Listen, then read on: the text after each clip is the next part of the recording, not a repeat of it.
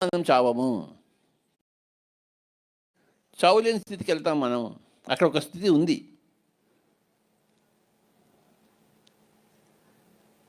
చచ్చినా మనం చావము. గట్టిగా చెప్పండి.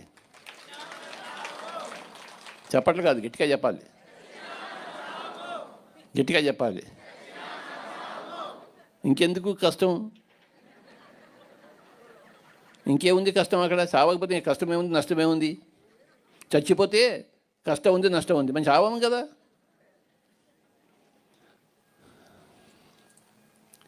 మామూలుగా అందరూ ఆ చావు లేని స్థితిని చచ్చిపోయిన తర్వాత చేరుకుంటారు. కానీ నీకు ఆత్మజ్ఞానం ఉంటే, ఎన్లైట్మెంట్ ఉంటే, చచ్చిపోకముందే నువ్వు సాధిస్తావు దాన్ని. అది ఎన్లైట్మెంట్ అంటే.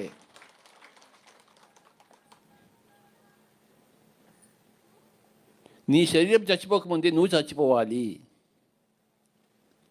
నేను అనేది అక్కడ ఉండకూడదు, నేను ఒకటే ఉండాలి.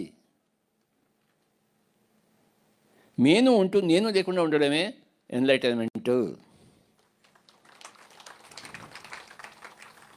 నేను తిరుగుతూ ఉంటుంది, నేను ఉండదు అక్కడ. నేను అనేది చచ్చిపోయింది.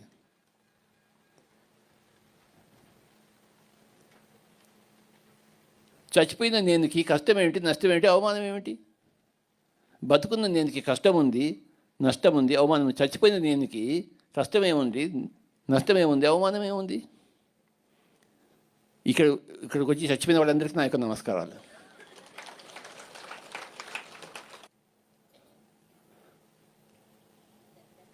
నేను లేని మేనే ఎన్లైటన్మెంట్ అంటే.